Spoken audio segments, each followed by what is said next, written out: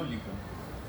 Uno de mis profesores del primer ciclo era un joven que no alcanzaba los 25, vestía informalmente, se sentaba con frecuencia encima de la mesa y nos enseñaba la fascinante historia de la ciudad en el mundo griego por la importancia de la moneda entre los romanos. El joven historiador Fernando Iwasaki, gran admirador y conocedor de la obra de Borges, por su magisterio y su trato horizontal, merecía la simpatía de muchos estudiantes que nos refugiábamos en la literatura y la interminable conversación política como una forma de estar y existir en aquellos años de fuego e ilusiones trunkas. Iwasaki posee una obra extensa y heterogénea, pero toda ella de una factura singular y con una conciencia estilística notable. Una indagación en la forma verbal de clara estirpe borgiana. Es sin duda un escritor que ha explorado la ficción narrativa y el ensayo con resultados creativos y originales. Un historiador seducido por las prácticas del cuerpo social, pero también por las palabras y sus transformaciones de sentido, ¿no? Las palabras, esos guardianes del sentido que siempre fracasan, ¿no? en el afán de materializar o condensar un solo orden semántico.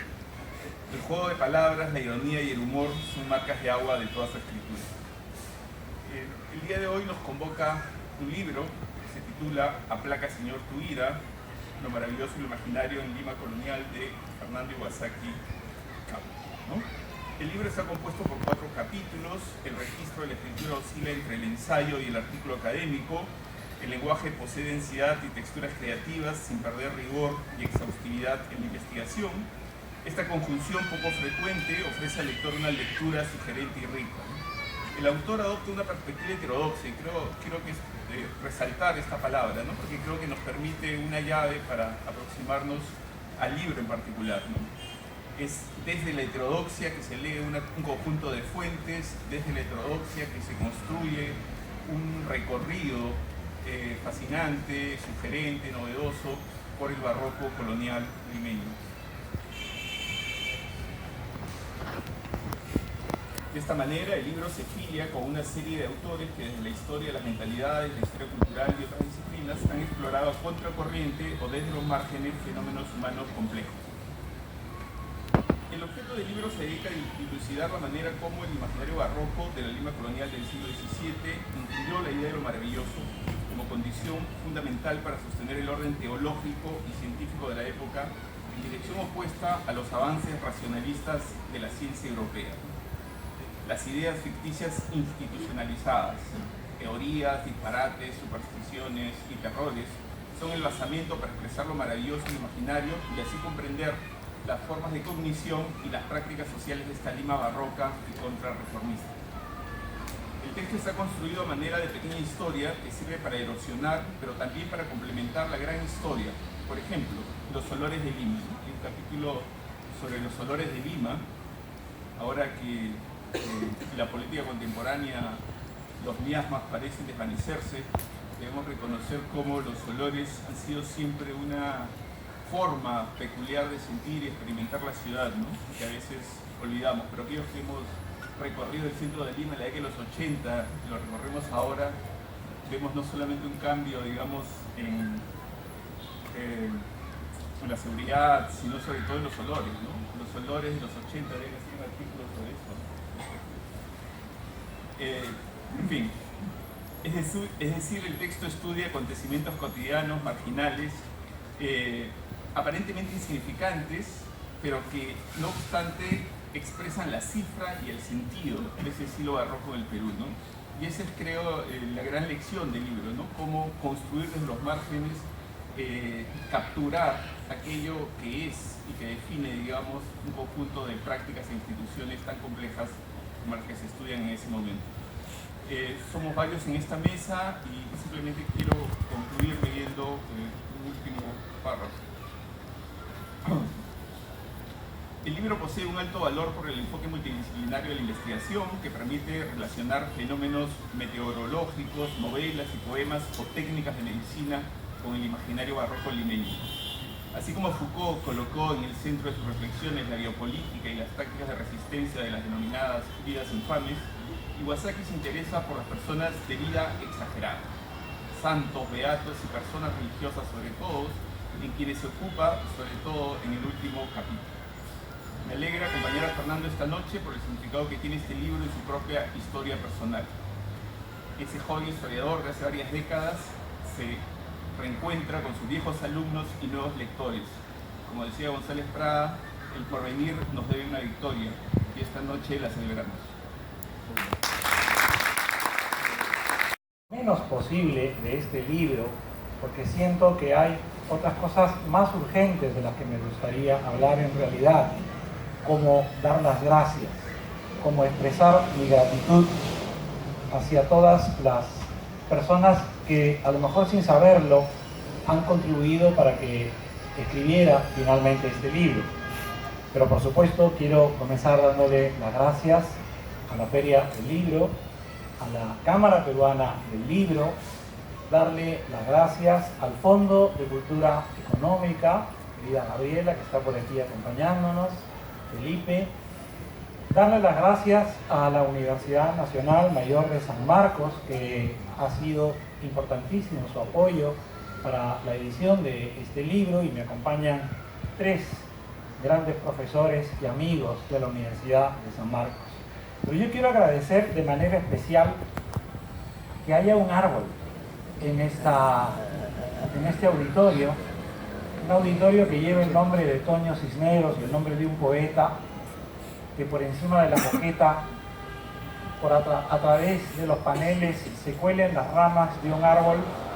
Me parece el mejor alegato que reivindique la presencia de Toño entre nosotros. Creo que para hablar de este libro debo dar muchas gracias. Quiero, por ejemplo, hablar de los profesores a quienes les dedico este libro. Ninguno de ellos vive todavía, pero todos ellos conocieron mi ilusión de escribirlo y me aconsejaron en diferentes momentos de la elaboración del trabajo. No puedo dejar de mencionar al doctor Honorio Ferrero. Fue mi maestro en la Universidad Católica, me dirigió mi tesina de bachillerato, probablemente fue la última que dirigió, y me siento un privilegiado por haber sido un discípulo suyo. Incluso impartí la asignatura de Historia de las Religiones en mi Facultad de Historia, que era su asignatura, y sentir que mi nombre pudo continuar en esa materia, la labor de Honorio, es para mí sentirme muy afortunado. Honorio Ferrero siempre me encaminó hacia el estudio del fenómeno religioso, del hecho religioso, de la historia de las religiones y la fenomenología de la religión, y no podía dejar de mencionarlo en este trabajo. Quiero dar las gracias también a una profesora italiana, Rosa Rossi, ya falleció también. Rosa era una gran especialista en Santa Teresa y en San Juan de la Cruz, y también una de las fundadoras del Partido Comunista Italiano. Por supuesto, ella no era creyente, pero ella tenía un amor incondicional y un respeto inmenso por la figura de Santa Teresa y de San Juan de la Cruz. Yo pude estudiar en el Archivo Secreto del Vaticano durante 2 años, porque me hospedaba en la casa de Rosa, y Rosa siempre tuvo conmigo una hospitalidad y un cariño que no puedo dejar de reconocer en el momento en el que escribo este libro. 2 años visitando su casa, paseando a su perro Pipo, que ella adoraba, y que Maurice Molot le dedicó un libro a Pipo. Ella contemplaba mis desvelos trabajando con los expedientes de canonización de la figura de santidad peruana. Yo no habría podido hacer este trabajo sin las visitas frecuentes a Roma y la hospitalidad de Rosa. También quisiera agradecer la contribución en este libro de don Paulino Castañeda. Don Paulino Castañeda era un historiador y sacerdote español que en un momento dirigió mi tesis, pero don Paulino falleció. Don Paulino era sacerdote, don Paulino era un especialista en Inquisición. Él escribió, yo creo que después del libro de Toribio Medina sobre la Inquisición de Lima, no ha habido una obra más sólida sobre la Inquisición en el Perú que los 4 volúmenes que don Paulino Castañeda le dedicó. Y por supuesto, no puedo dejar de agradecer a Franklin Peace, doctor Peace, que fue mi maestro y mi gran amigo, y me encanta que nos acompañe Mariana, su esposa, hoy, porque aparte de todos los consejos que recibí de Franklin durante los años en que yo investigaba estos temas, creo que nunca podría agradecer lo suficiente que cuando fui alumno de primer año de historia en la asignatura de metodología, yo tendría 19 años, Franklin nos hizo leer El Mediterráneo y el mundo mediterráneo en la época de Felipe II. Dos macizos volúmenes que sumaban más de 1500 páginas y que nosotros al comienzo del curso pensábamos que no íbamos a llegar hasta el final, pero Franklin dirigió nuestra lectura. Y ese libro fue para mí una epifanía. Yo no habría podido jamás relacionar la geografía y el medio ambiente con la época del barroco limeño, que coincidió, como ha dicho Cristóbal, con la pequeña glaciación, un fenómeno global que afectó todos los continentes durante esa centuria, si Franklin no nos hubiera instado a leer el Mediterráneo y el mundo mediterráneo en la época de Felipe II. Creo que la visión de la geografía, la visión del espacio, del clima, del medio ambiente son esenciales para la labor del historiador y para todos los científicos sociales en general. Y yo eso se lo debo, por supuesto, a Franklin, y también quería reconocerlo en la dedicatoria de este libro. Pero también en los últimos 25 años se han publicado una serie de trabajos en el Perú que, sin que los autores lo sepan, a mí me han enriquecido en mi visión y en mi metodología. Por ejemplo, estudios sobre el medio ambiente de Lorenzo Huertas, un gran amigo, pero también del profesor Lizardo Seiner, a quien no conozco, pero sus trabajos sobre los terremotos son fascinantes y para mí fueron utilísimos. Los estudios sobre la lectura, los libros y las bibliotecas coloniales, en el caso del Perú, tanto Pedro Guibovich como Teodoro Hampe, dos condiscípulos míos, dos amigos queridos y dos buenos investigadores. Yo sentí muchísimo el fallecimiento de Teodoro Hampe y me habría encantado que fuera uno de los lectores de este libro, pero sin los trabajos de Pedro y de Teodoro tampoco habría sido para mí posible culminar esta investigación. Y luego ha habido una serie de investigaciones sobre los santos o la santidad colonial, donde distintos especialistas no necesariamente compartimos la misma visión del fenómeno, pero sus trabajos son irreprochables. Su trabajo sobre las fuentes para mí han sido utilísimos.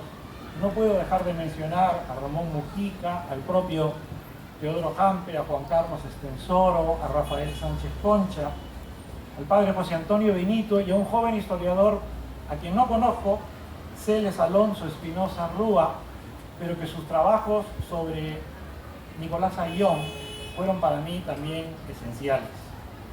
Si tuviera que decir dos o tres cosas sobre este libro, sería que a mí, como cualquier